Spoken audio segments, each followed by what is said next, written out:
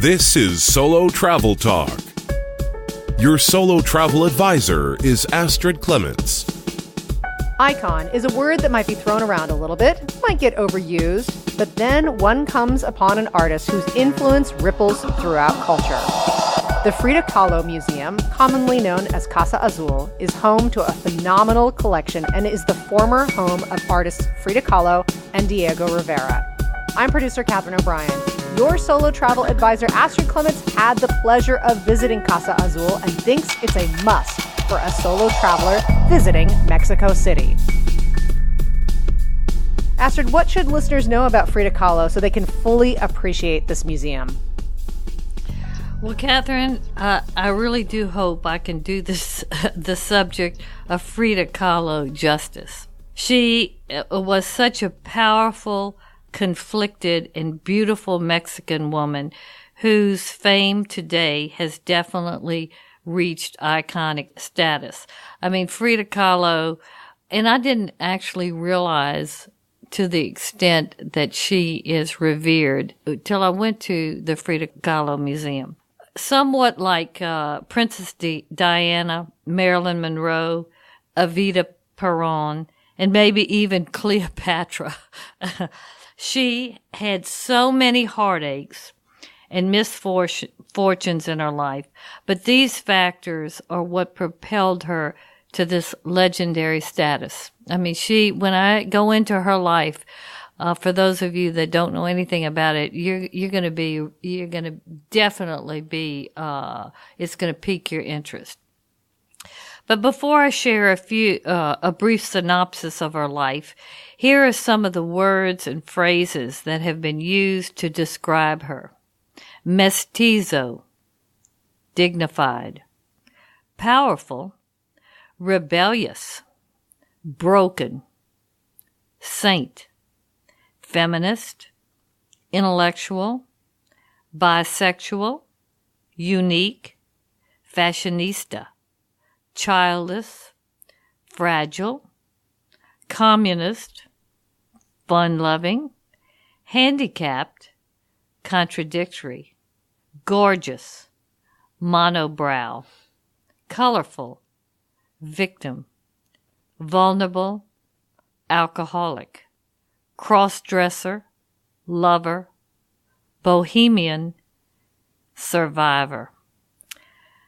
Madonna had mentioned her before and called her the real drama queen, and that was one of the reasons why she kind of identified with her. But I would probably say, in the most kind of au courant way, she was the real badass woman. I know my daughter, a couple of years ago, somebody said, "Oh, badass." I said, "That's horrible to call a woman badass." And my daughter said, "Oh no, that is the huge compliment." So, it's some of the quotes about her is, she created herself as a subject who was female, Mexican, modern, and powerful. She was a survivor who fought back. She felt murdered by life. Frida Kahlo was something else, some rare bird that was and is today fascinating. Okay, so those are just words and a few little phrases about her, but as I go through this show, you'll get more and more of the picture about, oh my gosh, this woman was just so incredible that she really moved me. I must say. That's one of the reasons why I'm doing this particular podcast, because I feel like she's a tremendous inspiration for women especially, but anybody. Okay, a little bit about her roller coaster life, and it was a roller coaster. First of all, she was born into a mixed-race, middle-class family. Her father was European, he was German, and a photographer. Her mother was Spanish with Indian or Oaxacan blood, and she was considered what they call a mestizo, a combination of European and ethnic Indian or Mexican Indian blood. She was born in Coyoacan, which is a suburb of Mexico City, and basically Mexico City now, in Casa Azul. She lived here in this home that she was born in most of her entire life, and she died there. So that in itself, this woman is an icon who was born in the same house, lived there most of her whole life, and died there, and was severely handicapped. And she's this famous, this powerful for all the right reasons. She developed polio at the age of 6. She had to stay in bed 9 months when she was a 6-year-old child. Now, you know that affected her psychologically. Well, from the polio, she had a withered leg, right leg, her whole life, and she had a small limp after that. And all of her, a lot of her friends teased her and called her peg leg. Well, she was athletic too. On top of that, she was athletic. 13 years old, she had a female gym teacher molest her, if you can believe that. So sad. As a young teenager and a young adult, she was beautiful, precocious, smart. Her father, after this happened to her with the female gym teacher, sent her to a very prestigious private school. She ended up joining this group of 9, and they thought themselves to be young intellectuals and free thinkers. And at that time, she wanted to become a doctor. I guess from the polio and all that, she just decided, well, I'm going to be a doctor, and maybe, I can help people not get sick or whatever. Well, it was either age 18 or 19. She was involved in a horrific, life-threatening bus trolley accident. I mean, her pelvis was crushed. She had some kind of rail that went completely through her body and out of her body. Her legs were mangled. I mean, she was so beat up that they were surprised that she lived. From this terrible accident, throughout her life, she sustained over 32 operations, which left her in constant increasing pain. So she had a lifetime of being bedridden, then wheelchairs, crutches, corsets, prosthetic shoes, and even later a limb, because they ended up having to cut the right leg off at the knee.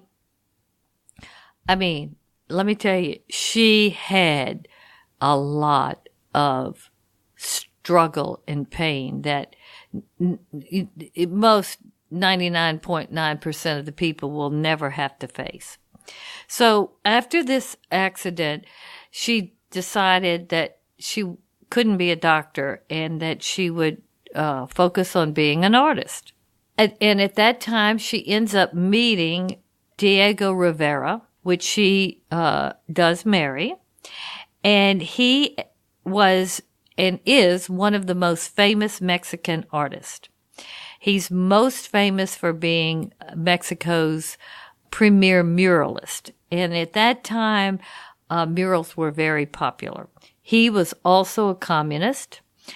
And her parents really weren't for this marriage, even though he had status and he had money. I don't know if he was really wealthy, but he was in the upper crust. But they would describe those two as the elephant and the dove, because he was a big man, like 6'3", something like that, 300 pounds, and she was very petite, and her body, as I've already shared with you, was very compromised. But they fell in love. I mean, she was some kind of woman, crippled and all. She had it. Well, he was also a womanizer, which gave her intense pleasure, but it gave her a lot of pain. He even had an affair with her sister, which caused her to divorce him, but they ended up getting married again within a year. Basically, she adored him, and he was her obsession. She had abortions and miscarriages, and really mostly because her body was so crushed from this horrific accident. Their marriage really was very free-thinking, and it was an open marriage, which for that day and time in the early 1900s, that was, especially in a Spanish, Mexican, kind of a, old world society, and he was part of that society. That was pretty out there. Well, it wasn't just open on his side. It was open on her side, too.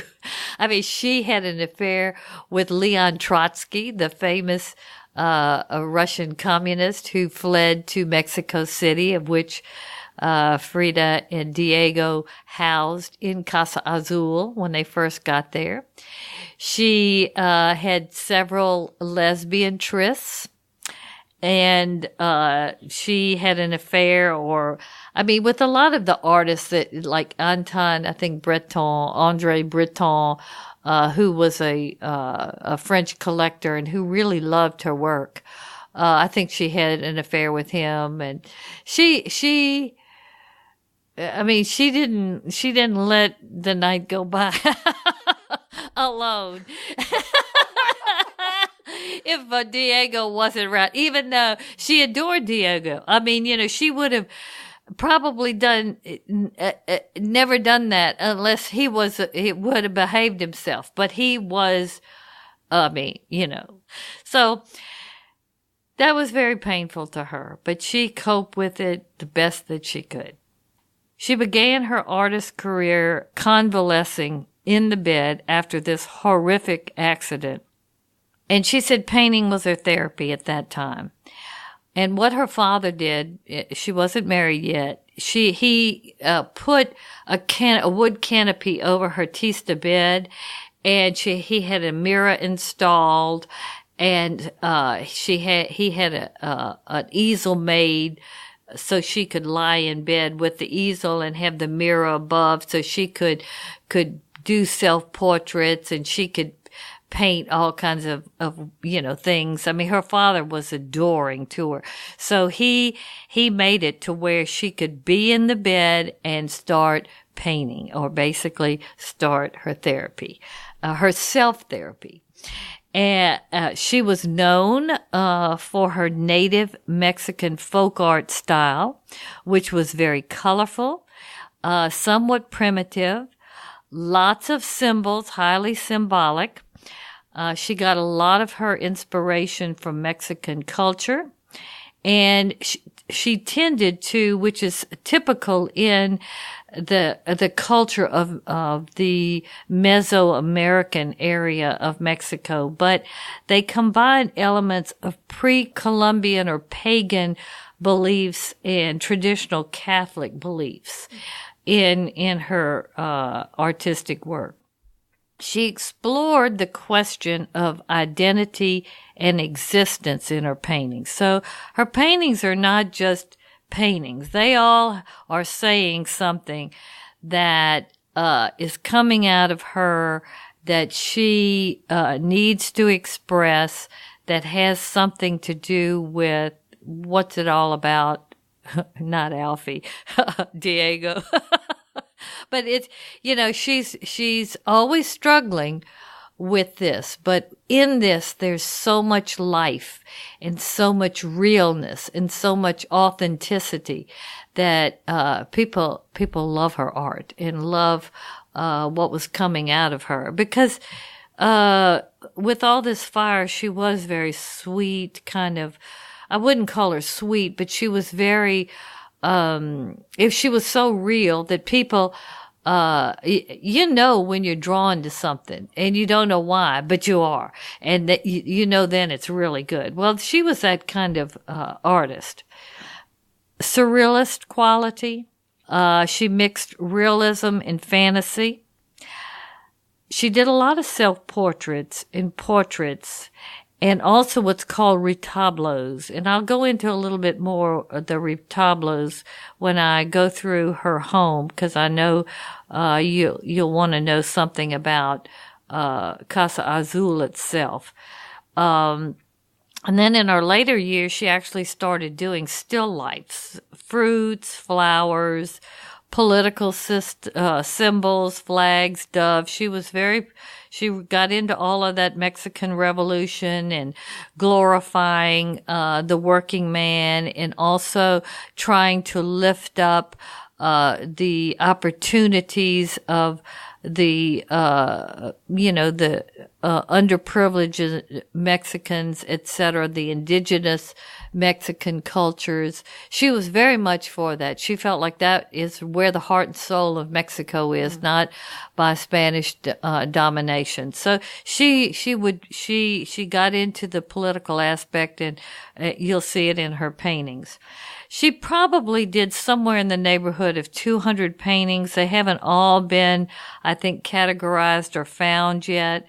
But she was, like I said, heavily influenced by what you call, or the word is Mexicanidad, the romantic nationalism that developed after the Mexican Revolution.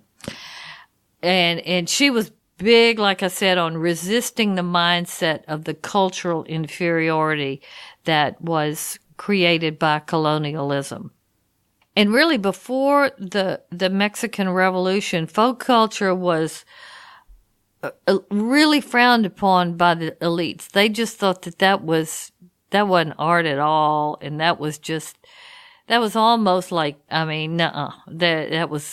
just didn't, it wasn't looked up to at all. Well, her and Diego, they completely changed that whole viewpoint. Then in the 1920s, Mexican art scene started being dominated by muralists, and Diego Rivera really was the number one, and he was fabulous at it. I mean, he was like the fresco painters of Italy, Michelangelo and everything, but all of his subject matter or the themes were socialist realism, and like I said, glorifying the different ethnic groups of Mexico, the Mexican common worker, the common man, and how that's the colorful tapestry of what real Mexico is all about. So he painted these things, and it was very popular. And they would put them in, the Bellas Artes museum and theater, and so it was he was such a great painter that it really did even help make murals more popular at that time. And he had a tremendous influence on Frida's political beliefs and what she painted. Going to, like I said, these retablos, they weren't totally political, but the retablos were something that, they were painted on tin, and a lot of people, common people, would paint them who had artistic talent. And they were a combination of like pagan and Catholicism beliefs, where somebody would have a problem or an affliction, and they would have the affliction, say the prayer, and then if it was cured or they were healed, they would paint this scene on these small things of tin, write the prayer, and thank Jesus or thank whoever they wanted to thank for saving them, whether it was a saint, etc. But this was a wonderful practice by the common artists of Mexico, and not, here again, revered by the elite. Well, she began to paint retablos too, and she had a collection of over 2,000. So she prayed a lot. She prayed a lot. But in a lot of hers, she didn't put the prayer at the bottom. She just put the scene. So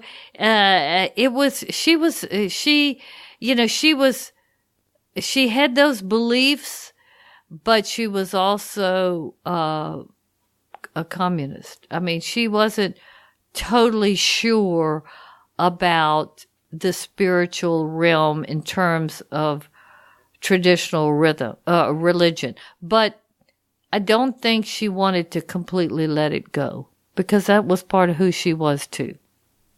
Because her mother was very religious. Now, she didn't get along with her mother very well. Supposedly her mother was kind of cold to her, even though she dressed her up and she was always cute and fancy when she was young.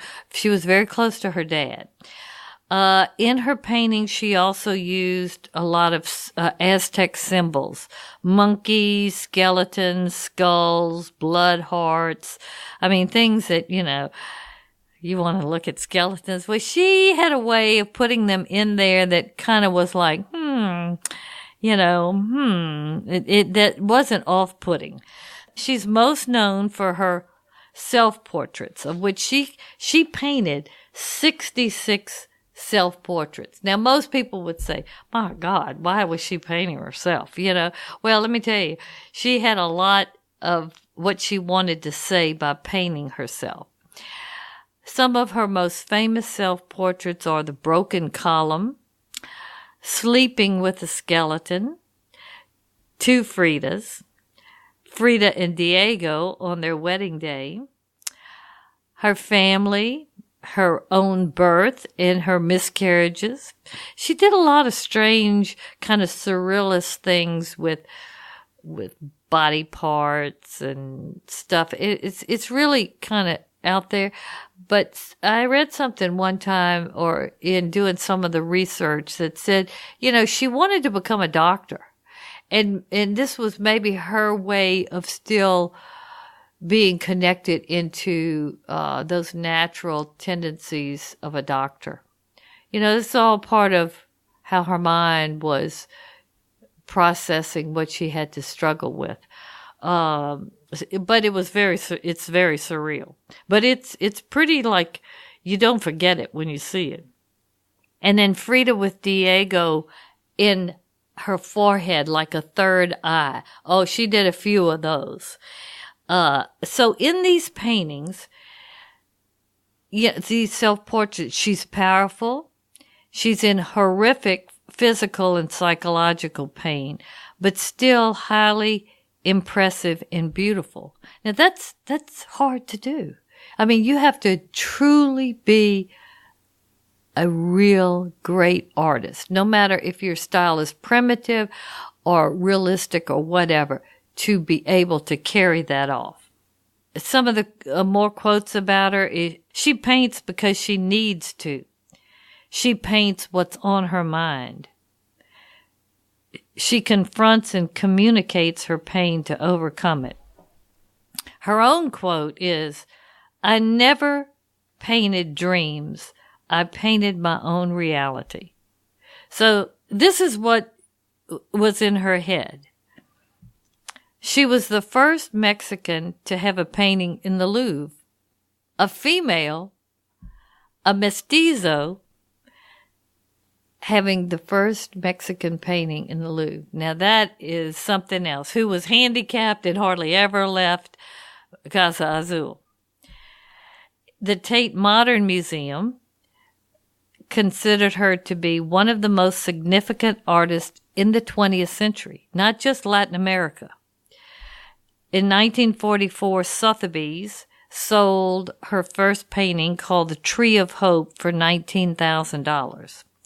Then in 1990, they again auctioned off the painting Diego and I for $1 million. And it was the first Latin American painting and artist that's work sold over $1 million. In 2006, the painting Roots garnered $5.6 million. In 2016, The Two Lovers in the Forest, $8 million.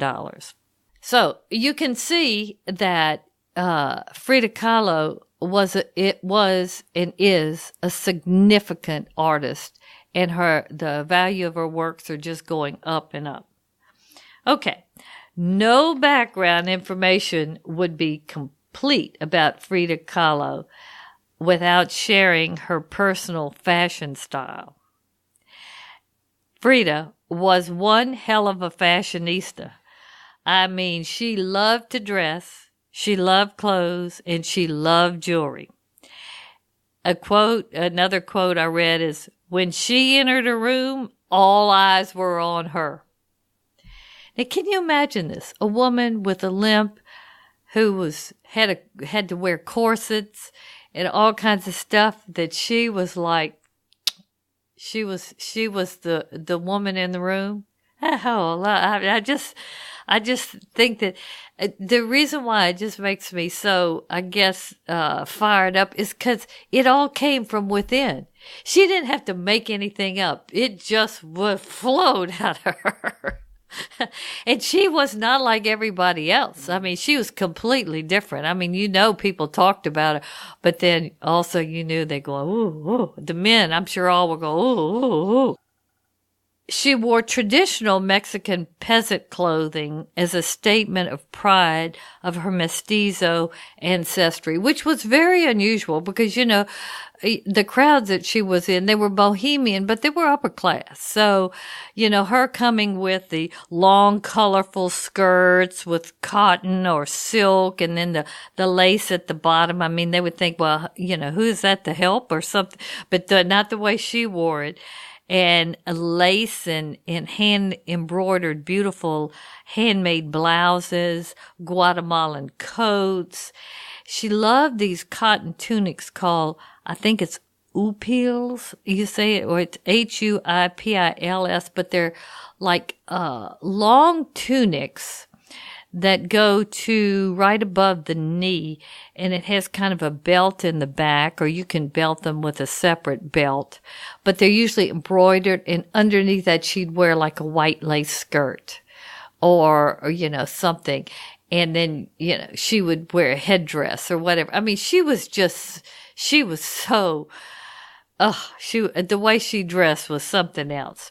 She loved what's called rebozos, which are those beautiful shawls that have their long fringes. And this was a Oaxacan symbol of femininity. And you'll see her in paintings with that. You'll see her in photographs with these rebozos. She loved them. Embroidered belts. In Mexico, especially in this area of Mexico, they have these beautiful belts that they embroider, and that goes over the long skirt and maybe the more simple top, and then and she always had. I mean, she was dressed to perfection all the time. Lots of jewelry, and I mean jewelry that made noise. Chandelier earrings, bracelets, rings on every finger. And she liked jadeite and onyx necklaces. So she was into jewelry. Headdresses, oh my gosh. There's a tribe or whatever called Tijuanan, and that she loved this hairstyle. One of them, they have like massive woolen braids, and then she'd put marigolds in her hair, whether they were silk or real, butterflies, skeletons. I mean, her headdresses were something else. As well as she would adorn her corsets. I mean, she painted her corsets. One of them had a hammer and a sickle, but some of them were beautiful leather. And I mean, I'm telling you, her clothes and the way she dressed was very important. And basically I say here, her clothing was carefully chosen to share the Mexico she knew and loved, which is beautiful. And I guess you would really categorize her style as she was original boho or sophisticated bohemian. I mean, all of this that you see now, this ethnic wear and everything, she was the first person that really actually did it. And now it's cool. I mean, it really, you see it in so many forms and expressions now. But Frida really, she probably was totally the muse of that. I can't specifically say that, but she was right there at the beginning. And her style was to create her own identity and to hide her disabilities. She really didn't want anybody to know that she was in pain or, her body was just, and what's so sad is you see photographs of her, she had a beautiful body, but she had to strap it in with all these corsets and then her legs all messed up and she has this gorgeous face. But she just decided, well, I'm gonna live to the fullest. Also, Diego loved to see her in these clothes. And she is very Oaxacan looking with a strong Spanish kind of German look to her too. So they look very good on her and her coloring. In 1937, she was featured in Vogue. Now, here's this woman from Mexico in 1937 being featured in Vogue who's has disabilities. That's pretty strong. Also a famous French designer, Elsa Schiaparelli, I think that's how you say her name, created a dress inspired by Frida called Robe Madame Rivera. And Elsa Schiaparelli was kind of like, I think Coco Chanel and her kind of vied for who was the coolest at that time. So, that was pretty amazing. Then Jean-Paul Gaultier and de Ries more recently. Some of these corset dresses that you see, and these dresses that have structure on the outside or whatever, that was inspired by Frida. That's amazing that this woman, that the fashion muses tapped into that. She could make a corset sexy. That is pretty good. And actually, this week, there's going to be an exhibition starting at the Victoria and Albert Museum in London called Frida Kahlo Making Herself Up. And this is the first time her clothing will be touring outside of Mexico. What happened, I think it was in 2004, a trunk was opened in her house. And this trunk was closed for 50 years after her death. And Diego didn't want any of it to be disturbed, and neither did the executor of her estate. But they finally opened it up, and that's where they found the treasure trove of her clothes, her jewelry, her makeup, her diary, her personal letters. Wow. So, this is why now you can see and understand her a lot more. But bottom line, it's pretty amazing that her legacy is still, her fashion legacy is still going strong. To me, it just amazes me. She's really more famous in death than in life. And there's a word now for people who love Frida, it's Frida mania. Really, she's like I said, like Marilyn Monroe, faces on handbags, T-shirts, posters. They made a movie about her. She's basically a cult figure in pop culture. People are wearing shawls, ethnic clothes, layers of jewelry, everything that she did. That's something else. I think it's hard to understand how powerful that soul and that who she was. But it pushed on, like I said, just like Marilyn Monroe, Princess Diana, Cleopatra. They were all fabulous women, but they had so many problems and so many, but their essence, it was just so people can't get enough of them. And many people, I put here, many women identify with her because she was someone who overcomes her heartaches and her pain by her own will, courage, and inner strength. Frida was and is the bomb. Badass woman, I don't like that word, but the bomb, that was Frida. Well, I think that gives everybody a really good knowledge, base to work with who Frida Kahlo is. But let's turn to the Casa Azul. You told us that it was her birthplace, but now, today, describe what Casa Azul has become.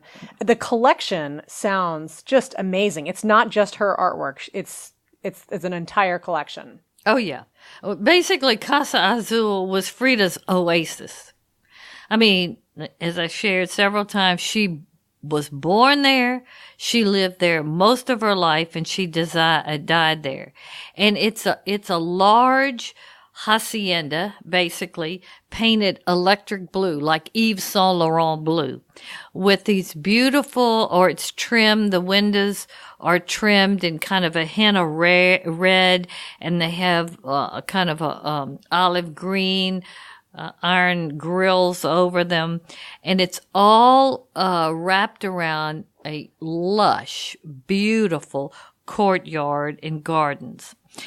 And, the minute that you enter Casa Azul, you feel a vibe. I mean, there's magic in this space all over, whether it's in the courtyard or in Diego's bedroom or in the kitchen. I mean, every space. I mean, this is like hallowed ground. And you can feel it. I mean, it's amazing. This hacienda was her home.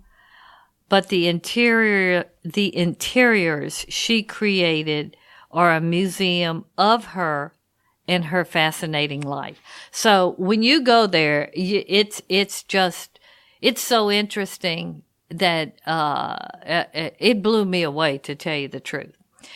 When I visited Casa Azul, there was a school field trip of young kids right in front of me. So when we went in, they went the regular way to the left. I went right. So I wanted to do the tour backwards to avoid them.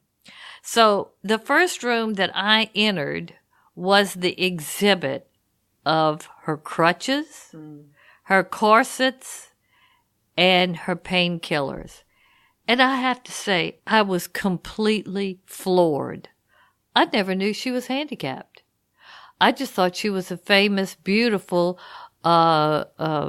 Mexican artist that I saw on T-shirts and bags, and I was kind of curious about, this Frida Kahlo. And I have a friend here in Louisiana, and she's a Frida Kahlo. She has Frida mania. So, but I definitely wanted to go to Casa Azul just as one of the museums. But when I went into this room, I was in such shock. I couldn't believe that she was handicapped. Then next you see her fabulous clothes, her unbelievable shoe collection. One of the shoes is this red silk shoe that was built up, hand embroidered flowers on the top with silk laces that basically was on her prosthetic, I think on a prosthetic leg. I mean, it was really shocking and moving. You see her jewelry, her perfume, her beauty products. I mean, and you get a commentary on, this type of blouse and this Guatemalan jacket, and you see how she put it all together. I mean, you get it right there. Boy, she was beautifully dressed. And then the next room basically is Diego's bedroom. And this one was somewhat sparse. It was the most sparse of all of the rooms in the house. it had what I call the Mexican silent butler, which these are these little stands. They're like hat racks that are a little above the waist. Whenever you go to a really nice restaurant or anywhere that is very, upper crust, I guess you would say, they put a little silent butler so you could put your jacket or you could put your purse or whatever. It's such a nice touch. I love it. But she had his silent butler in there, a photograph of him over his double bed, a few pieces of ethnic pottery and an antique painting, and then his hats and overalls were hung up on a little rack on one of the long walls. And it was so poignant. I mean, it was like, you could just see him. And he was a really big man and these big, but I know that when he wasn't there, those overalls and those hats, I mean, she had something there in there that, when I tell you she was obsessed with him, she was obsessed. Ugh, it makes me so sad, because granted he was a womanizer, but probably as just being a real man, she was so fragile in her body. And then, she got very hooked on the painkillers and all her problems. She even was also drank a fifth of gin a day or something at one point. I mean, he probably had to have some normalcy or something, so it just was all part of how it was complicated, but he loved her. Now after she died, he was really like, he was much more upset about the whole thing than he ever imagined that he could be. I thought his bedroom, it was very emotive, even though it was the most sparse out of any of the rooms. Then you come to her bedroom. Now, her bedroom was small, but it was very, whew. She had her small, teasted, wood, beautiful bed, carved bed. Now, above it had the mirror, which was just like a half mirror. And then she also had some ceramic looking kind of figures that I considered to be Mexican ethnic talisman or something. And she had a blue gazing ball over that. So I'm sure in some of her beliefs or her early experiences with, pagan Mexican, spiritual things, that she needed those by her bed. On the wall, behind her bed was a kind of a artistic skeleton, which here again, skeletons and death and everything in Mexican culture has a lot more loving meaning in terms of ancestor worship and life. Then it's not some evil demented thing, So she had that. Then her bed had a beautiful bedspread with hand embroidered flowers on it. But on the bed was her death mask, which was black ceramic, her beautiful face. And then it was surrounded by this ethnic shawl that was done kind of in like a sunburst. It was blue and kind of off-white, but it was all handmade. I mean, you wanted to just take a knee, just to pray for a minute. I mean, you could feel her in that room. I mean, it was pretty special, and not in a spooky way. She also had a photo collage of the famous communists, Lenin, Stalin, Trotsky, that was at the foot of her bed on the wall.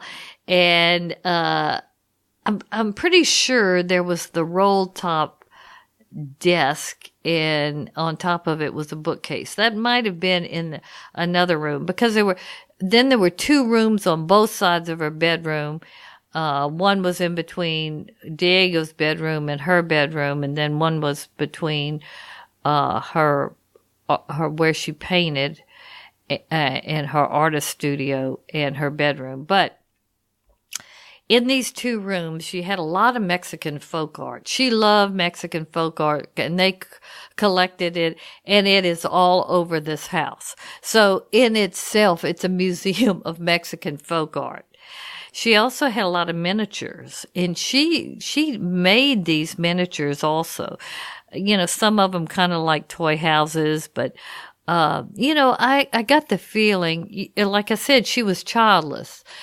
And I got the feeling that, you know, when this happened, this polio happened to her, that's where she first kind of had an arrested emotional development. So she was always a little bit like childlike, or there was something, and sweet is not exactly that, but there was something like a little girl. And, you know, so I don't know if these miniatures and this toy houses and things like that, it gave her some solace that she never had any kids, and she still had those feelings. I don't really know, but you see that in there. Then there was another thing in this room between Diego's bedroom and her bedroom. There's a big urn, a big frog urn, and they used to call, well, she would call him Frog, or the Frog. Well, that's where her ashes are in there. So it's kind of, that's kind of, and then here again, going to, like I said, there was something about her that just kind of made me think that she was like a child in some kind of way, you know, just a precocious child. There was a little bench that had rattan, a seat, wooden bench carved. So, you know, the back had flowers, and then it was in the middle, it had Frida, 1910. So, you know, her parents had this little bench made for her so she could sit and, you know, feel special, even though she had polio. So, I mean, that, you don't want to cry, but you kind of think, oh, golly, you know what I'm saying? You can feel that. There's something touching about it. Yes, it's very touching. The house is very, Casa Azul touches your heart. Okay. Then in the next room between her studio and her bedroom, I've got all the fabulous paintings of hers and Diego's. You'll see her, she has a family portrait in there. She has the cesarean and Frida when she had tried to have a cesarean or wanted to have one, and it wasn't successful.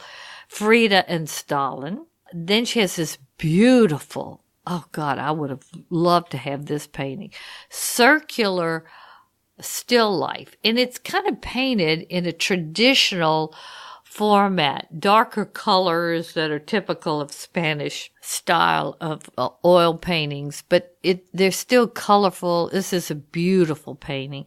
And then her last painting, which is a still life of all watermelons, called Viva La Vida, which is basically long live life. And that was one of her things, is like, you know, just do it, just live, you know, get on with it. Then you have quite a few of Diego's Cubist paintings. And then from, well, actually, let me see. I might be kind of mixed up in how the rooms are all organized. But you come to the kitchen or the dining room and then the kitchen area. They're filled again with all kinds of Mexican folk art and painting. The dining room is just lovely. It has a bright yellow table with chairs and yellow break front, and then a fireplace in it, and you've got ceramics, and you've got these straw ethnic figures on the mantle, and oil paintings, and it's just it reminded me a little bit of Monet's dining room. But she loved to entertain, and she had, famous artists, Georgia O'Keeffe, of course, Leon Trotsky, André Breton, the famous French artist and art procurer, basically, who was responsible for her show in Paris. So it's just a comfortable, ethnic, but very classy feeling in the dining room. And then you go into the kitchen and it's light and airy and more yellow painted furniture. And she has Frida and Diego monogram their names in these little ceramics on the whitewashed plaster wall, and all kinds of different pottery. I mean, you just walk into that kitchen and you're in a good mood. The whole place makes you in a good mood, which that tells you that's so amazing, because this woman she had so much sadness and pain. It's amazing how she created this happy place. So, most people would just say, to hell with it.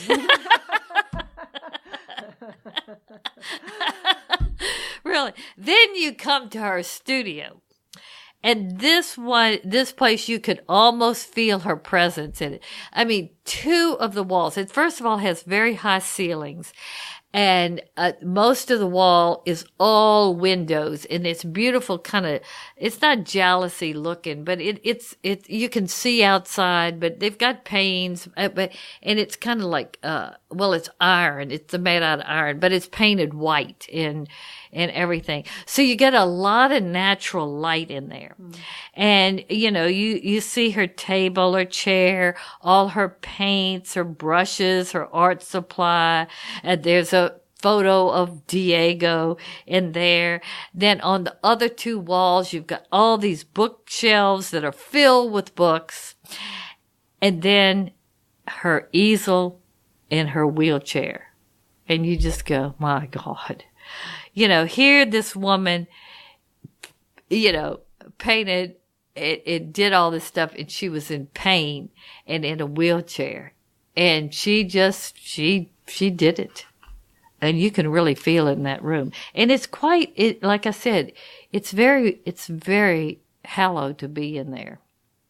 Outside, the courtyard is, maybe not as fantastic as the inside, but almost, because it's large. It's all walled in. It's this electric blue, and it has they have all these different bay areas in some of the wall where they have pre-Columbian sculpture. Diego and Frida, especially Diego, collected all this pre-Columbian sculpture. So this is a sculpture garden of their collection, all through these luscious fountains and trees and the shrub. They even have a pyramid in there that doesn't have a totally pointed top, but it's Diego's pyramid. She had it built, and they have sculpture on that. There's a kind of open air indoor room where I'm sure they entertained. It's very interesting. They have in this kind of lava, because I remember it's kind of lava stone. This room was connected. They have these fake windows on one side that's got gold mirrored glass. This place is so classy. I can tell you, it is artistic and bohemian, but very classy and comfortable and warm. So, yeah, and then also in this courtyard they talk about in this house, and one of the things that's so great, there's lots of commentaries. So when you go there, they give you a lot of information, so it does really come more alive. But she loved monkeys, which was an Aztec symbol. She had parrots out there, and a Mexican hairless dog. That was her dog. And so this is where they would roam. So you can just see her out there in her gorgeous dresses with her paints and, probably having the fifth gin or whatever, gin and tonic, whatever. But look, she was living. And I think that's, I think that's pretty amazing and definitely super cool, So the home itself is beautiful. Casa Azul was and is Frida. It's totally Frida. It's colorful, elegant, comfortable, exotic, interesting, just basically magical. And you feel it. Everybody feels it. There are a lot of people that travel to Mexico City just to go to this museum. And you'll see, when you go there, you'll see why. I had a couple from California behind me that was doing exactly that. Also, they have a super gift shop there, and I bought the diary. In this trunk, they found a lot of her stuff, and one of the things they found was her diary. And there was a little fight about really opening it up or printing it because it's way out there, and she must have really been on a lot of painkillers and everything. But it is a real book about her psychological state. So I bought it and I read it and it gave me more insight into her. Personally, and then they have a small cafe. So if you want to get something to eat, or I think they have ice cream there. And you can't really get a meal, but you can get something to eat, coffee, etc. I personally spent 3 hours there. Wow. And I really didn't want to leave. I didn't really know very much about Frida before I visited there, but like I said earlier, I was completely blown away. I was blown away by her art, by her home, her love for Mexico and its people, her life, her persona, and her unbelievable soul. And you get it when you go to this museum. And that's very hard to do in a museum because typically museums are just so factual and everything. You get sterile, maybe. Yeah, sterile. Yeah. Exactly. But she was totally authentic and there was no pretense in Frida. One of her favorite symbols was the butterfly. And she wore it in headdresses and jewelry. She painted them.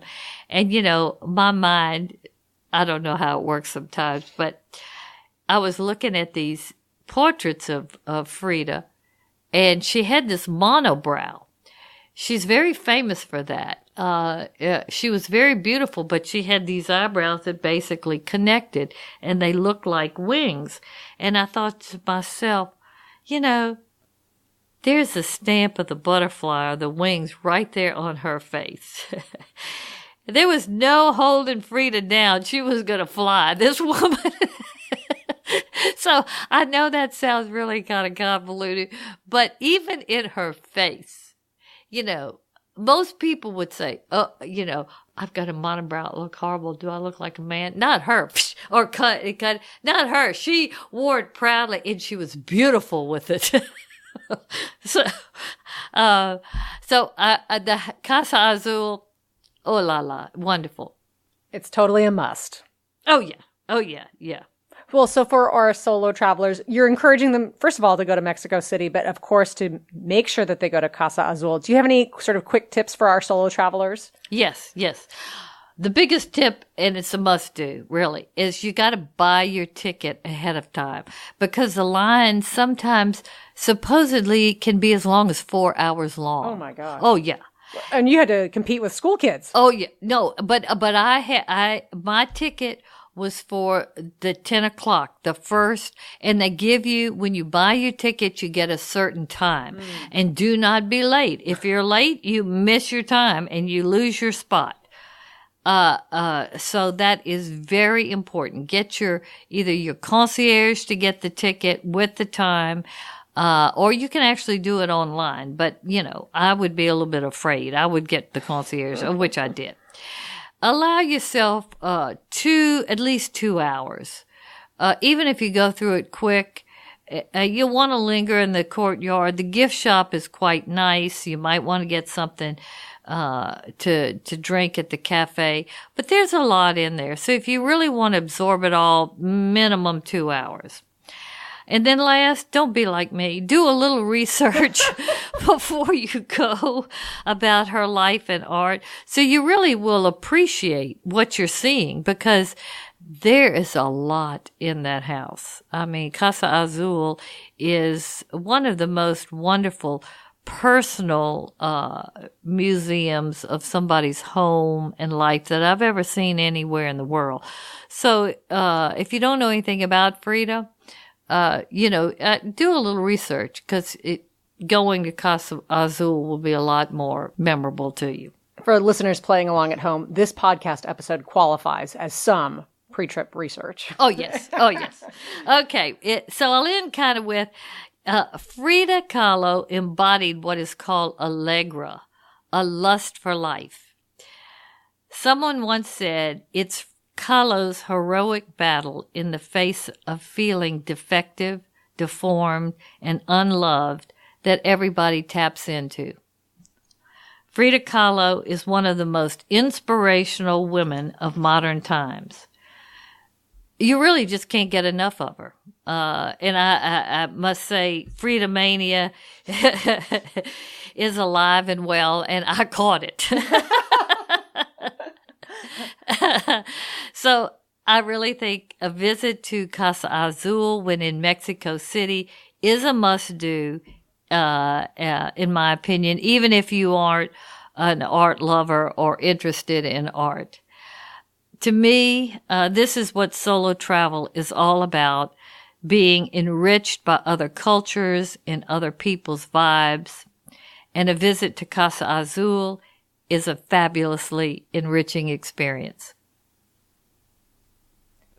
Listeners, as you prepare to go to Mexico City to visit Casa Azul, Astrid has something that's going to help your packing be just a little bit easier. She has an amazing packing list available for you. You can just go to her website, astridtravel.com. Right there on the homepage is a place you can put in your email address and download the packing list right away. This podcast is available on Apple Podcasts, SoundCloud, Stitcher, Spotify. We love people who subscribe to this show because it not only helps you get this valuable information seamlessly, it actually will push the show out to other potential solo travelers so they can get this valuable information as well. Thank you so much for listening, everybody. Hasta luego. Thanks, dear listeners. Take care. Bye-bye. Thank you for listening to Solo Travel Talk. Follow Astrid on Instagram, Facebook, and Twitter. To learn more about Astrid or Solo Travel Advisors, visit her website, astridtravel.com.